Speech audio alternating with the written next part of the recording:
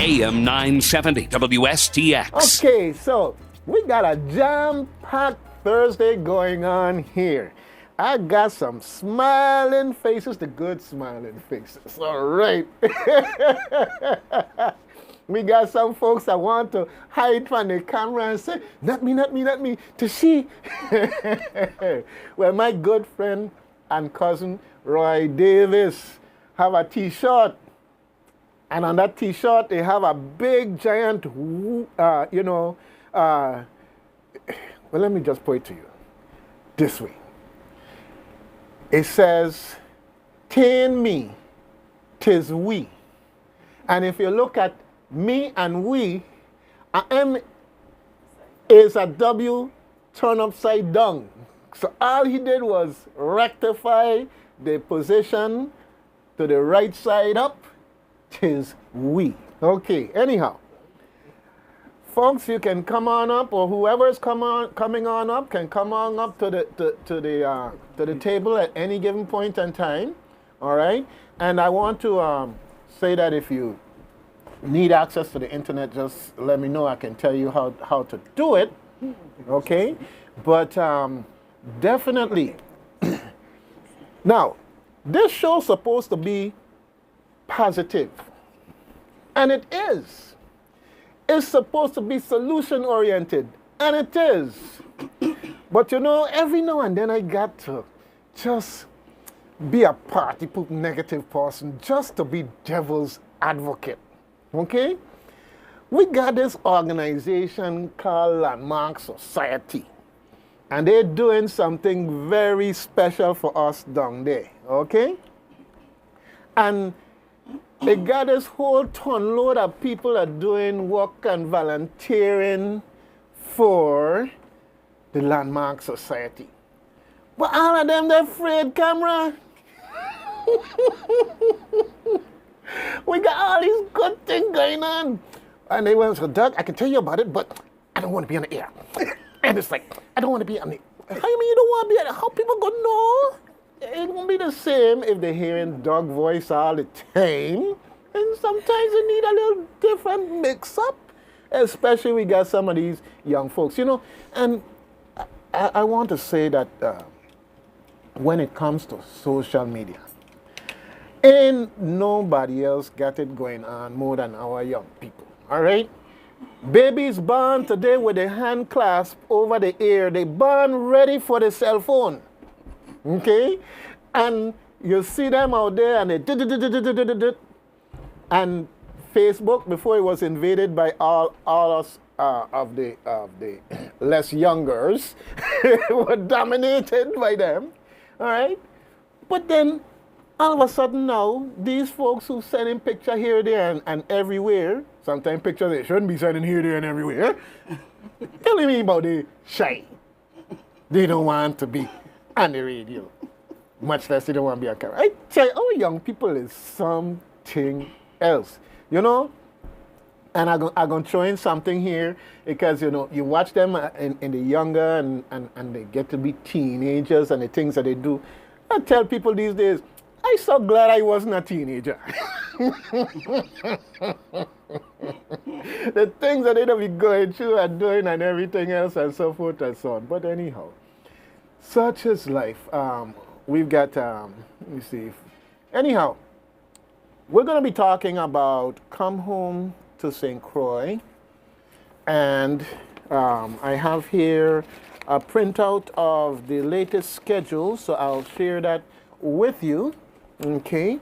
And in terms of things that are going to be going on with Come Home to St. Croix, I understand that we have a few changes in the schedule as far as I don't think we're going to have the big yard exhibition again, but we'll see what's going on. But I want to just talk real quick in an overview about it. With me here, I have May Adams-Cornwall and Mary Roebuck. All right, we know them. They're celebrities here in the Virgin Islands. Everybody know them. They can't walk down the street without somebody hailing them up and saying hello. All right, that's always good. Community, all right. But just take a quick look at what we got going on here. Come Home to St. Croix runs from the 17th through the 24th. It's a whole week of activities. And the idea is to have a cultural, a community historical hub through the Landmarks Society for folks coming back to St. Croix in particular to get together on cultural level, on a family level, on a genealogical level, to mix, mingle, and have good memories and share them. In the process, there are exhibits that are down at the Landmark Society for folks to come and see, and some exhibits are you come and participate in. Become part of the exhibit, like the big yard. All right. So, in terms of what we got coming up, you know, we always have to have an opening ceremony on the first day, the 17th, and then later that day, we have a poetry music night there also. That's on the 17th, all right? On the 18th, we start with Genealogy 101.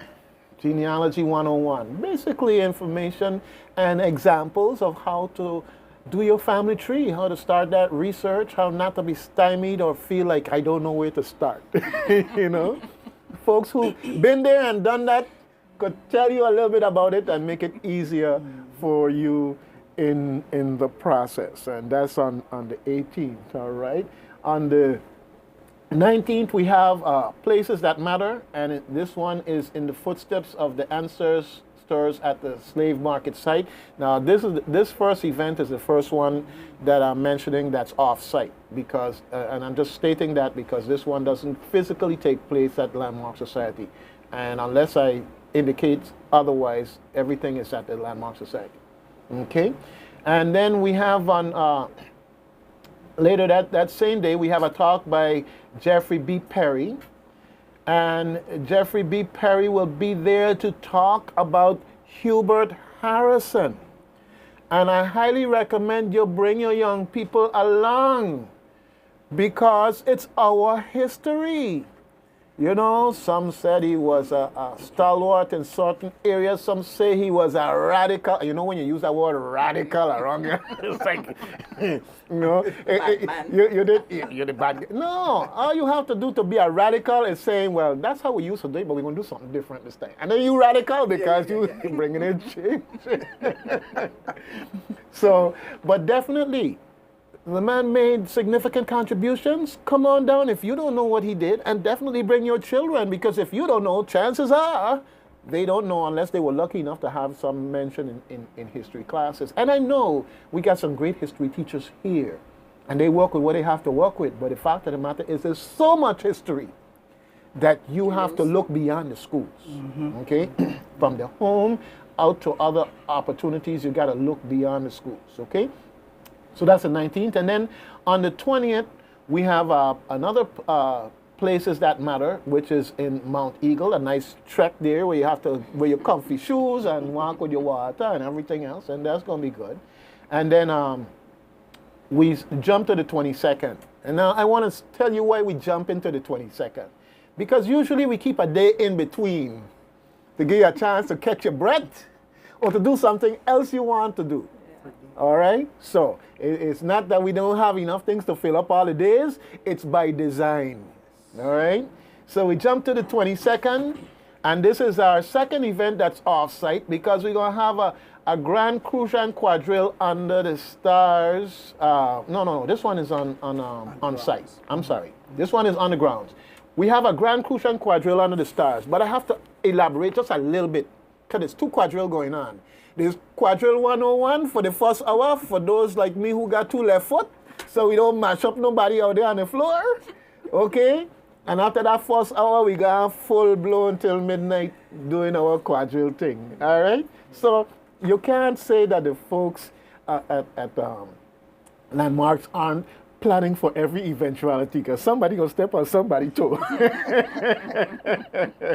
in a good way. All right. And then we have the Crucian Cultural Expose and Extravaganza, which is on Saturday, all right? And that's the second event that's off-site. That will be at Island Center. our good friend Doc Peterson and a host of other performers going to be there, but I ain't gonna go into details on that so much.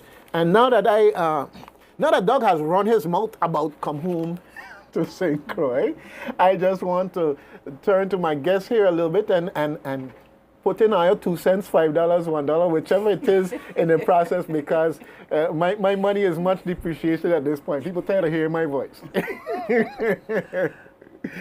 All right. First, I want to say good morning to everyone, and it's good to be back home. And Mary's here with me, even though she's my chauffeur, and I drag her upstairs because she's going to talk about come home to St. Croix today. Good morning, everybody. Good morning, Doug. Good morning. Yeah, I just want to tell you thank you for all you do in exposing all the things that are taking place on the island, and WSTX in particular, because if it wasn't for them, you wouldn't be here either. That's right. You know, so kudos to them and to all the other radio hosts that are on these stations. Yeah, I would like to really encourage everybody to take part in the events that are taking place. And, you know, every year we have a different theme.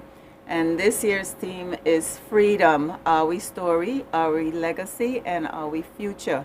And for those who don't know what "are we" stand for, it's all of us, all of our. So it would be all of our story, all of our legacy, all of our future. So it's, you know, all inclusive for us.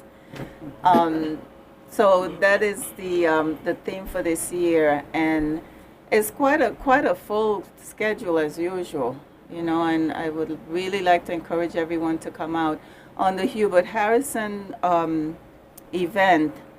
That is really a follow-up of what we did last month when we had the Places That Matter.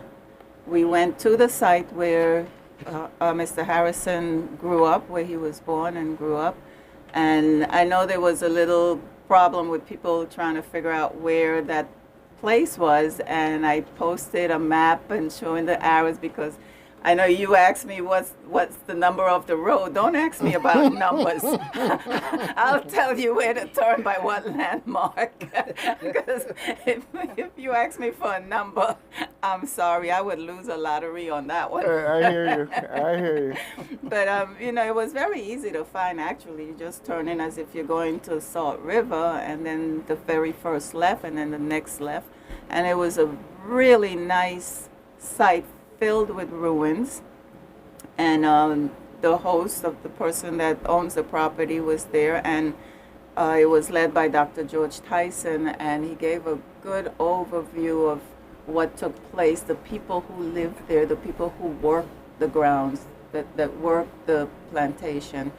And then we did a walk around where the people actually lived, and where, you know, the village area where Hubert Harrison would have lived. And so I'm encouraging people to come out and learn about him. I have the book. I haven't gotten around to reading it just yet, as with many other books, but well, I am not surprised. You're spending so much time in the genealogy room and the computer there looking up there. You got time to read book too? Listen, these 2 and 3 o'clock in the mornings is really wearing me down. But, you know, when sometimes even when I'm laying down and I get an idea, I jump up and I start all over again. But, you know, but anyway, I would really like to encourage people to come out, and teachers, give your students some kind of an assignment. Well, school is out, but we have summer school. We have teachers out there that can come out and listen and plan to give some kind of study for your student in the coming year. Very impressive what this man was all about. And there was another gentleman with the same name, and Grove is trying to claim this particular Hubert Harrison, but it's not the same one. Grove had their Hubert Harrison. Oh, yeah. Okay, so we want to clear that up. And that's from the record, okay, because while one was in New York, the other one was still in Grove, so, you know. But anyway, and the other one that I wanted to highlight, the fun one, was the 101. you know, and rain doesn't stop that quadrille. It has rained on us before, and, you know, WAPA went out and somebody had an iPad or, you know, some technology thing. Making and a solution. Got the music going, and we had the floor that was, you know, we were under a tent, and the music continued, and nobody stopped dancing. You know, nobody ran home, you know, so. Well, you know. Die-hard Crucians when it comes to quadrille. I have this funny thing about rain, okay? First of all, it say raining and people running from the rain. And I'm saying, like, wait now. We had it all wrong as children, because we're running out to play in the rain. Right. Going to find the closest gut to try and run some stick boat down there to see who's going to get down quicker and all this other stuff. Splashing. And splashing and everything else. And it wasn't like we were sick all the time or anything like that. So it's like, I think there's this phobia that society has just attributed to rain. And rain clears the air, makes everything fresh. And the thing is, it's so ridiculous. It's so bad. See, we out there at Kramer Park in the water splashing and rain come down and people running out the water. And you're ready. As long as it's not lightning. Exactly. You know. Exactly. Anyhow, didn't mean to distract, but I had to get that one in. And with the poetry night, now we're trying to stay with the poetry as far, you know, with the theme. And so we're encouraging any poet out there that, or anyone, you know, they may consider that they're not a poet, but if you can write, you're a poet, right? So anyone who has that capability to write or would like to contribute, they can come in. They can call the office at 340-772-0598 and leave your name, your information. But we're encouraging everyone who is participating in that to stay with the team. And the poem will be focused on what freedom means, the different ways that people can gain their freedom, anything around that, you know, area, because remember, we're also coming into emancipation, and it's going to be all, you know, encompassing that. So we're encouraging people to come out and participate. You know, this is for the people, you know, and we're encouraging people to come out. And also come out and look at the exhibits. And I'm going to turn it over to May, because May is in the process. She's a 101 exhibitor. Well, but she's doing really, really good. Well, she's a quick learner. Before we jump off in that, I want to just mention something since you talk about poetry, all right? Because I really want to encourage our poets to step out, especially those who feel shy or somehow second guessing whether or not theirs is good enough. And I went to a contest, the I'm Every Woman contest, and subsequent to that, while I was at the Relay for Life, there was a presentation there by Cleantha Samuel, Empress Cleantha Samuel. And the name of the I call it a poem, it was acted out and everything, is You Don't Live on My Street. And it was fantastic, all right, to say the least. It was fantastic because poetry is one of those powerful tools that can make people think. And if I had to extract from it, you know, don't judge me until you walk in my shoes, until you live there, so forth and so on. But I saw her style and creativity. Another organization that I'm going to talk to is Sister, a young ladies mentoring group. And they have some young ladies in there that are some fantastic poets. And I saw one that sat there and gave like a 10-minute oration. And you know, our culture bearer now gone. And just as I say that now, her name escapes me, Maya Angelou. Oh, Maya, yeah. Right. And I just, for me, it was like I just saw her sitting there and talking and said, wow, this young lady is powerful. So we definitely have to go on a campaign and get, we got folks out there that can do great things, and you just give them a theme and let them run with it. So I'm on Cleantha is on Facebook. I'll send a note to her, and I'll track down the folks at Sister to Sister and see if maybe they can that would be really nice. And during the Lit Fest, I was at the museum in Frederiksted the night that they had open mic, and most of them were the young people, students from UVI. And they were really good, and but it even ran over time. I know, people weren't leaving. It was that good. Oh yeah.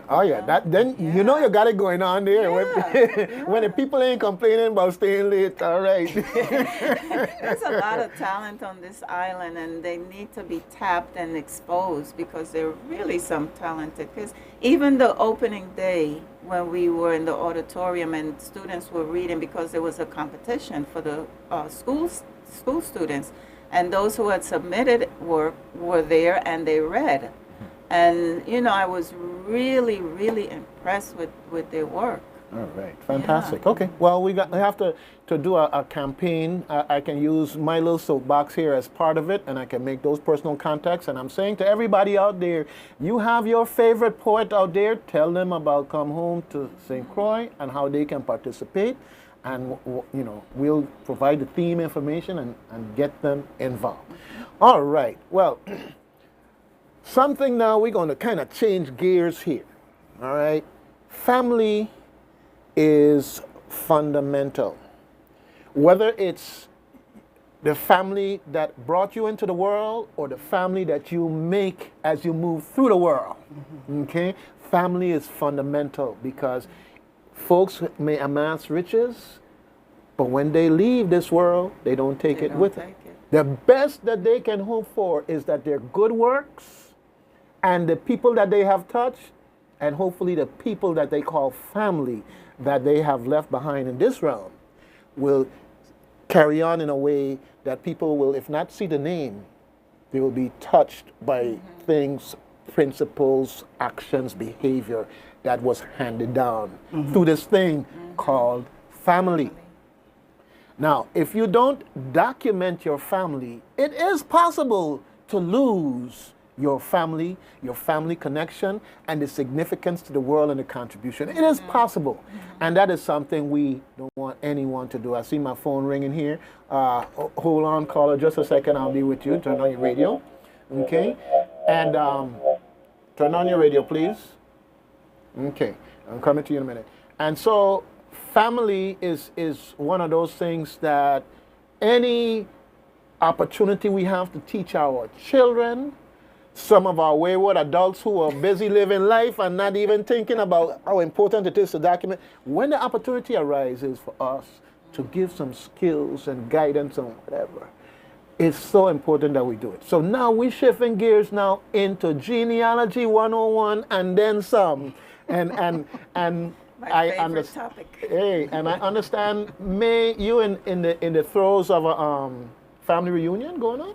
Just about to get started. All right. But I want to preface talking about family and just saying that Come Home to St. Croix now holds a different meaning for me because I have joined the mainland Crucians up in the U.S. and abroad, and coming home doesn't just mean for family reunion. You just got to come home every once in a while to put your feet on the ground.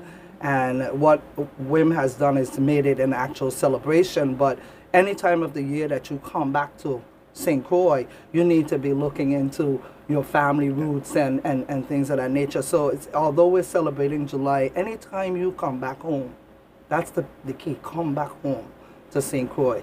You want to reach out and touch all your family. You mentioned the word, and I was waiting for us to come up with a connection. When it comes to this thing, two words come to my mind: connection and experience.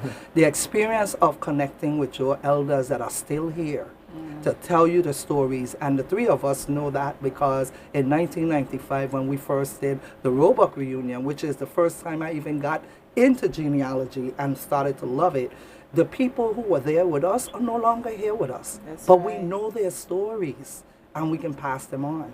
And even though it's the Thompson family that's hosting this reunion next week, we also have another Roebuck reunion coming up in 2017. And the key is to continue to do them. You can't do one and say, wow, that was a great time, because children are born every year. People are dying every year. So you have to constantly keep reminding the new generation. That's why the theme is so fitting, because you're not only telling the story and establishing the legacy, but you're keeping the future in mind. Okay. All right, caller. Good morning. I'm calling from St. Croix Landmarks Society. In regards to Come Home to St. Croix, I'd like to encourage everyone to please, if you can, RSVP if you're coming, to let us know how many people we can expect. You can do it on Facebook, or you can call us 772-0598. Okay, and this caller from Landmarks, do you have a name? Yeah, but I don't want to give it. Oh, you don't want to give it. Okay, then I ain't going to bust you out. Even though you came on the station with me before, I tell you about these young people, you know, all there in social media, but all of a sudden, I'm too shy, I don't want to be there. So good. Anyhow, I applaud you. I applaud you because this anonymous caller, this is at least their third time around in coming home to St. Croix to help prepare and set up Come Home to St. Croix. So we applaud you because you are an anonymous example of what's so important about coming home to St. Croix. All right? So I will not give names. I will protect the innocent this time. And thank you so much for calling. And as we go along, you know, we appreciate any tidbits that you have to share with us. And I want to thank you for your diligence in keeping us updated on the schedule and what all is going on. No problem. Thank you so much. All right. You have a great day. And give everybody there our regards. Tell them listen to Wstx, the community-minded station where people come home to St. Croix because of what we do. All right. So thank you. All right, take care. Yeah, Doug, talking about reunions, that's the time we're encouraged to have reunions around this time so that the celebration can actually have more families from the States here. So the Thompson family did reunions several times now, 2000, 2012, and we're doing one next week. What we found, though, and I think all reunions find that out, is that you also have cousin family that kind of extend out there, and you really don't see them at the tree, but somehow they're near the root somewhere, so you go ahead and call it one big Callaloo. So that's what our reunion title is, actually, a Callaloo Connection, but it's being hosted by the Thompson family. And so we do exhibits. We have done some exhibits in the past, but I'll tell you, WIM has come a long way in the professionalism of exhibits. And so I definitely went in to learn a little bit about what they're doing now with exhibits yesterday. I'm going back today and tomorrow so that we can get our exhibits to be very professional, very artistic, creative, sends a story and a message to you. You can stand up there and feel transported back to the time of the ancestors. We're going back to the 1820s with our particular relative, John Charles Thompson. And he had 5 siblings, and so there are many people in this community that come down from those 5 siblings and don't even realize it. So, you know, we use these exhibits to invite you to come down and look at them, because somehow you may see somebody who you remember an elder saying, that's your cousin. And that's how a lot of the genealogy was done years ago, before Roots and Alex Haley and all of that. We didn't verify a thing. We just said, yeah, cousin Afi over there is our cousin because grandmother Vivian said. So that's all we need. We don't know how, we just know that she says so. Exactly. As a matter of fact, I was at a baby shower last week in Florida, and I met a guy from Fredericksted, and, you know, I'm telling him that I have family in Fredericksted, and somebody said, well, you got family everywhere. You have family everywhere. I said, you know what, we all got family everywhere in St. Croix, you know. It's just that you don't know who they are. You pass them by and you realize y'all come down from 2 sisters. So this is why genealogy is so important, because it can make those connections. I find out I'm family with Bradley Christian. I didn't know that. 2 sisters way up the line somewhere. I found out I'm family with, well, Sandra Fair and Annette Singh, who are on your show. I think they were on your show, or they're coming on your show. Yeah, they actually are from relatives of ours in the Thompson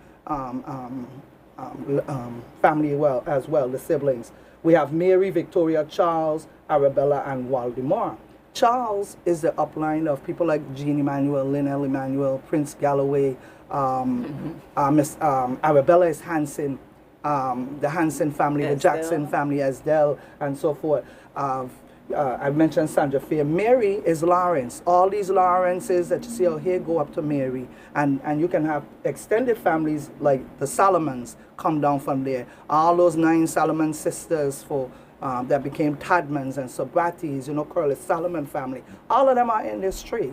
And we know each other for years. We never knew there was any connection. Till you start digging So in when records. you start digging in these records, and that's why we're doing a workshop in next week, a Discovery Day, where we're being helped by Mary's actually conducting the workshop to teach our family that's coming here and the family that's here what records are available and how do you search them. Where did your family go to church? Okay, here are the Anglican church records. Where did they live? Okay, here are the census records. And you start to see, well, who was in the house with them? And then with the baptism records, well, who was the godparents? And all of a sudden you find yourself connected in a way that's just, it's moving. And you talk about making people think with poetry. We make you feel with genealogy because you start to feel them. You start to realize, oh, they were a legacy. They did this, they did that. And so we have this pride about our ancestors by doing this. And that's why I'm hooked. And, you know, it's very time consuming. I heard somebody say 1 o'clock in the morning. So you have to actually be retired. Dougie knows that Dougie has a fantastic tree we're all, himself. yeah, I know. Yeah. Yeah, he shared it with us during the Roebuck. But we're all kind of semi-retired. So it really helps to have time because you got to dig and dig and dig and connect stuff, you know? Well, I want to tell you, I have a different approach. I understand the research and I understand all of that, okay? And I leave it to Ayo there to do all of that. But I come to know what Auntie Vivian say. All right. You know, the challenges, and we have a caller here, and caller, I'm coming to you in a second. Just hold on. But you know, when you get into genealogy, one of the things good things that's happening as more and more younger folks are getting involved in it, is that they seem to be less concerned about some of the things that long ago people used to be concerned about.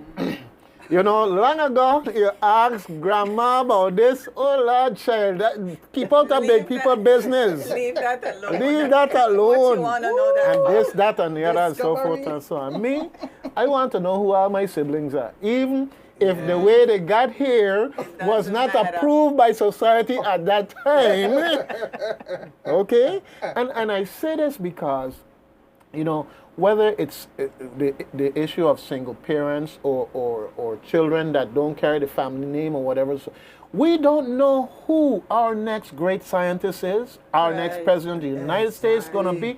We don't know, and so we have to start realizing that when that baby comes into the world, we give thanks for that baby, and we give everything great for that baby. That's right. You can watch the father or the mother and cut up your eye how you want to, but don't let it get to the child. But the end result is it's still coming from that base root. Exactly. So people need to know. And those of us who want to know, we ain't being nosy, we just want to know.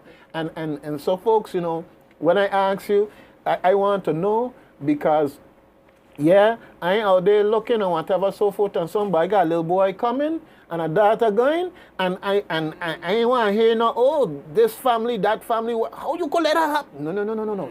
You don't let it happen by becoming educated and knowing who your family is. All right, okay, yes. Welcome, caller. Hello. Hello, Dougie. Yes, sir. The lady that just mentioned some names, don't let her leave because I got to know who it is. Listen, she mentioned a name, John Charles Thompson. Correct. Is that Mr. Thompson, the fisherman that live right next to the Pleasant Grove? Pleasant Grove being where now? In Watergut. In Watergut. All right. Well, I'm going to tell you this way. He was born in 1820 or 1818. I can't remember exactly right now. So it wouldn't be him, I don't think, because I don't know if you would have knowledge of him back then. However, names that repeat themselves so much. As a matter of fact, that's how you define your family, because down the street somebody still named John Charles up to today. And then you say, wait a minute, you got to be related. You got Victoria Thompsons, you got the same names running. And there is another John Charles Thompson in my tree, which I'll take a few minutes to look for. And I don't know if he's a fisherman, but back in those days, and a lot of these families lived in Gallows Bay, New Street, Hospital Street, they were all fishermen for the most part. So I'm going to go and take a look at that to see if I find another John Charles Thompson down the tree, down the generations. Well, you mentioned the John Charles Thompson that I know, and he had a boat, a big boat, up at Gallows Bay, and the name of it was the Hunter. And I used to live in the Pleasant Grove, which was very, very close to Mr. Thompson. And every time Mr. Thompson come in, it could be different hours because they used sail in those days, and the wind might be light one day, might be... And whenever he do come in, I would run and pick up the conch shell, and I blow the conch shell, and people would know that Mr. Thompson came in, and they say, "Oh, Mr. Thompson just come in with fish, let's go down." And you mentioned Jean Emmanuel. Yes. He lived in the Pleasant Grove also, and Jean was my buddy. Okay. We used to go all up in the choir, everything. He was my buddy. Do you know Eugene Thompson, who was a police officer? Who? Eugene Thompson, who was a police officer here. Eugene Thompson, I think, was in the Navy. I think he was in the Navy. I know Eugene Thompson. And Miss Thompson, Mr. Thompson, them that I'm speaking about, they used to take care of a Frenchman that we used to call Chacha Philip. Well, Eugene is going to be here. He's coming down from the States with his wife for the reunion, and his father's name was John Charles Thompson. So well, I'm trying to I believe we're talking about the same John Charles Thompson. Yeah, could be. So watch, whenever you talk to Eugene, and then let me see, the daughter was, anyhow, you just... What's your name, sir? Just mention Creamy. Creamy? Yeah. All right, that sounds like a name I used to hear my father talk about. You know Rudolph Buck Adams? Who? Rudolph Buck Adams. Wait, Rudolph? Yes. Rudolph the fisherman? No, this is Buck Adams. He used to be a jockey. Passed away last year. William Buck. Adams. But you know something? When you speak about these different things, it come like it knocks so many years off of my life. I go back in time. This is what I'm saying. Because I can tell you, you mentioned the Grove. People think it's someplace in the country, but the Pleasant Grove was a property belonging to the Lutheran Church, which was west of where the airboat come in now. Yeah. And some of my best days have been spent right there. Climbing trees, coconut trees. We live right facing the sea, and we had our boat. We did a lot of fishing, diving, catching lobster, everything. I even pick up a prisoner on the reef, Larry Finley. He went out with me, but Dougie, this morning is what Motivation Thursday. Don't get me in trouble, no. I want nobody say thief in their name. I can tell you, I listening, and the things that they are hearing, we have a lot to be thankful for. Yes. Because people like Miss Bryson and other people that showing so much interest in the young people. It's going to make a big difference years from now because they're going to be grown up. Like I living in the Grove, separated from a lot of other places. And Mr. Peter G. Tolang, he asked my father to send Henry, my brother, and myself to learn music. You could imagine what I felt, what that did to me, to know that somebody was interested in this little boy. How is it this man could take so much interest in me? Then I started to feel that good feeling. Somebody like you, somebody noticed you. And I learned, I played in the community band. I played with Rudy Shelterbrand Orchestra. I played with the vibratones. So, that was a big, big change in my life. Just a little interest in a young person, maybe a little talk with them, could make a big change in their life. Sure can. And what I'm noticing that many years ago, we keep thinking that everything back of the reef was better than what we have. But I am seeing that what we have inside the reef is shining brightly. Hey, we got plenty of talent here. And I'm going to tell you, thank you for your program, you hear me? And Jean Thompson, Jean Thompson. Let me see, Jean. I'll let him know. Edwin, I think there is an Edwin and myself. I knew Edwin too. That's Mr. Thompson's son, Edwin. Yeah, Jean and Edwin. But when Jean comes in, I will let him know about you as well. She making her notes, She making her notes. She making her notes. She gonna follow up.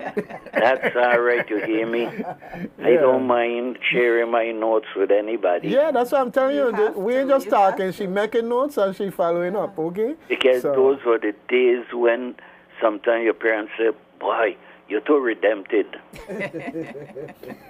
My dad used to say, when Mr. Tolang asked to send us, he said, listen, you'll never learn to play anything. You just tell Mr. Tolang to start you on the drum. Because you always whistling and ponging up the window.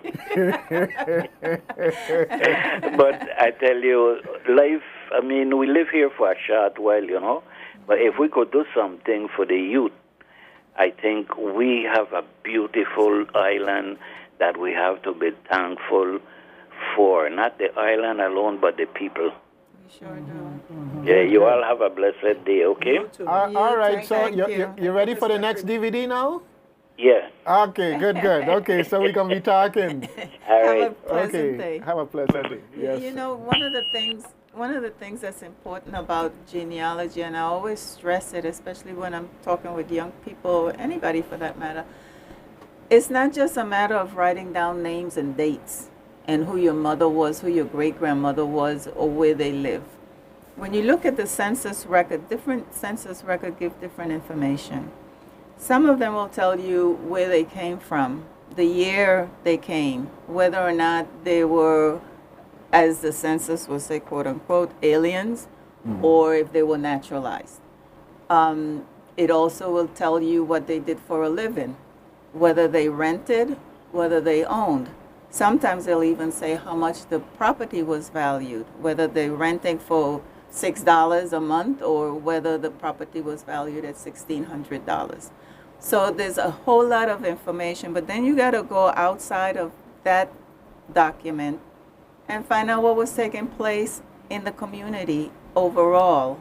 What was historically going on? How did, the U.S. impact here after, there was a big migration going up to the States?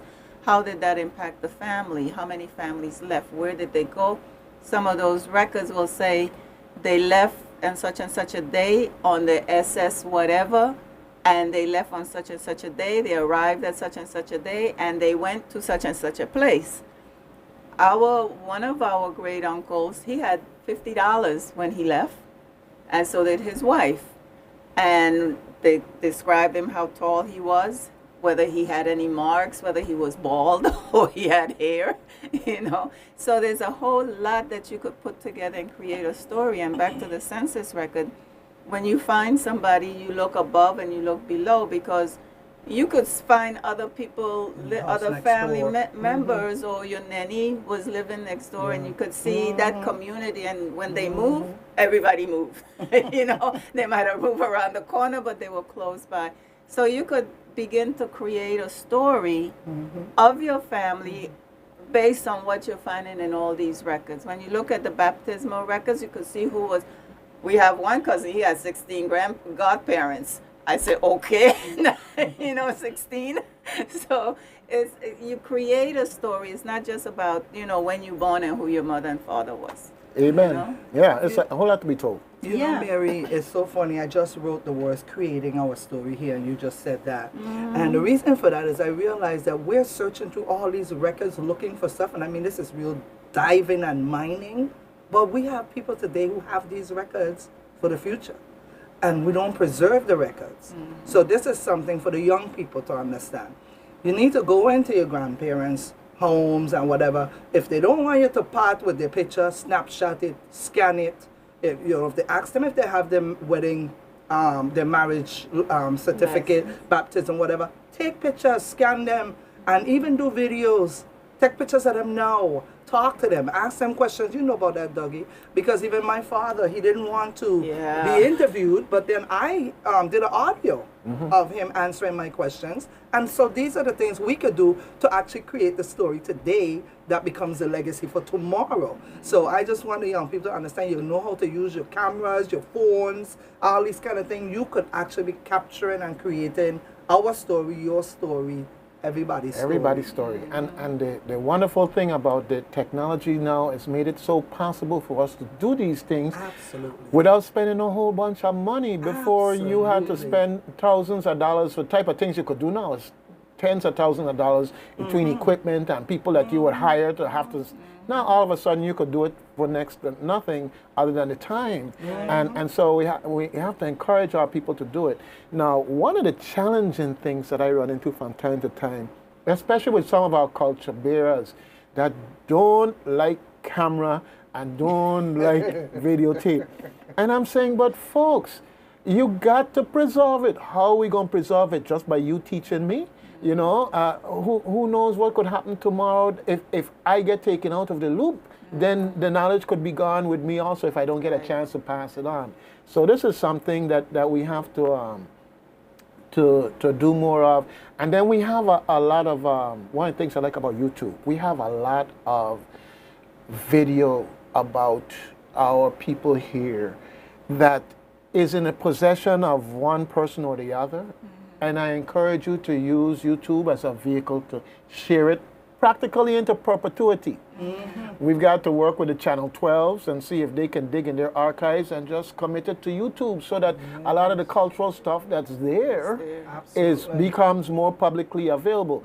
In the old days, what they used to do was charge you a fee for those things, but these things have been buried in the archives for so long that most people don't even know it's there, much less to say they're going to offer you a fee to get a copy.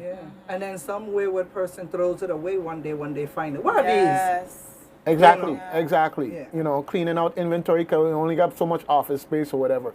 Put it on YouTube. And this is something that I'm hoping to see a migration toward us doing as part of our preservation process, okay? Yeah. But, and that goes even to like when your family passes away and you go into their homes and the amount of things sometimes you have to sort through. But don't just haphazardly throw them out. Take your time to go through every piece of paper. There's something there. You don't want to keep everything, but there'll be something in between there that is like an aha moment. Trust me, I've been there. I know what it's like. Well, let me tell you something that I saw that was very distressing to me. One time I went down to the facility, the trash facility down there, and there in one of the big bins was all of these pictures, family pictures, like somebody, I'm serious as a heart attack. It distressed me to see that because all they had to do was put them in a sheet fed scanner, scan them, and then you could throw them away. But now all this... Carry them to WIM, drop them on the doorstep. So folks, when somebody passes away and they have all these pictures, you know, there's ways that we can scan these things and make them part of our history so that we're not going to have a problem in the distant future connecting these families and everything. We're going to have everything there and together ready to share for somebody to make the connection. Folks, you know, in my house, I got a little sheet fed scanner that could scan 50 pages at a time. And what I found was I put in pictures and it just a boop, boop, boop, boop, boop, boop, boop. And I need to get a name of that. yeah, okay. And no, that's fantastic. In that scanning used to be so tedious. Yes. And exactly. And now all of a sudden you could just I love that. And move right along. So anyhow, folks, we're talking about Come Home to St. Croix. We're talking July 17th through the 24th. We're talking about days of activities for a whole week with a breather in between to give you some time to do other things. But we're talking fun, fun, fun, family, family, family, culture, culture, culture, community, community, community. All right? And most of these events are anywhere from free to a little $5 donation to, you know, some things are like a $10 or $15. But think about what this money is going to in terms of preserving our culture and history for the future, and you realize that really they ain't charging enough. But it's just one of those things where it's more important to landmarks and to us as a community to get you to come out than for us to risk you being turned off because, you know, it's too much to pay or whatever the case may be. All right. The thing is preservation. It's preservation, and this is what we got to work on. Okay. I just gotta mention about the exhibits again. There are already exhibits up. You know, the story of Venus, and you know there was the story of the jockeys. There was some quadrille music stories and stuff like that. So you know, as I said before, anytime you go to WIM, you're gonna learn something. But during that week, the exhibits for the Thompson family are gonna be new exhibits we're putting up. And those exhibits normally stay up anywhere from 6 months to 9 months. And so I'm encouraging all the local folks who are here who don't get to come out to just keep that in mind. And every once in a while, just as you're passing by, say, let me turn in. I got a few minutes. Let me turn into women and go look at the exhibits. And not to mention, there are cook-ups on saltfish and stuff like that here, you know, dumpling and things. We missed out on that yesterday. You know, I mean, I'm very disappointed about that. But yeah, but every once in a while, you should just come in and see what's exhibiting at the WIM Library and Museum. You keep talking. Okay. Yeah, I just meant that we were gonna get it one way or the other. Anyhow, I'm gonna touch on something that I find dear to me, and I hope it will help the community at large. Like you said, this is about community, and one of the things Mary mentioned about the census records. And even the church records, sometimes it leads you to another Caribbean island. And I had for years been doing my research and couldn't find my way off of St. Croix until Ancestry.com loaded up the information onto their system. And I then find a connection to Barbados. I was very proud of that connection. I went to Barbados, to the archives to look for my family. And I think that many of us here who, although we say we die hard Crucians, if you go far back enough, you'll find out you're Caribbean people. You're just Caribbean people. And I mean, we're African people at the end of the day as well. But I would like this to be a way for us to begin to blend our families and not separate our families all the time, because, you know, the history will prove that we went other places as well. Whether it was Santo Domingo, it was, Cuba. You know, I have relatives from the Thompson family that went to both, and you have some that went to Puerto Rico. You know, so we must remember that it is one Caribbean we as well.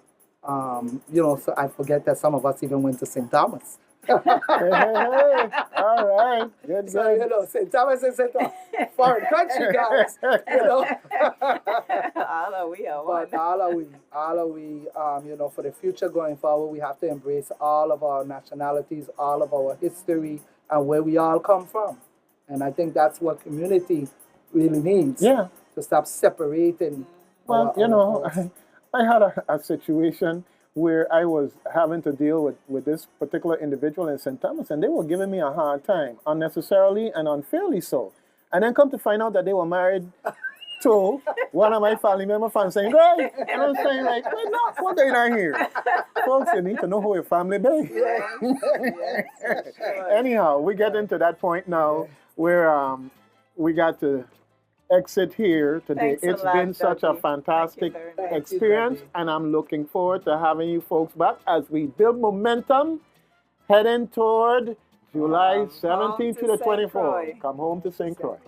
All right, folks, Reflections, Doug Canton, WSTX. Thank you.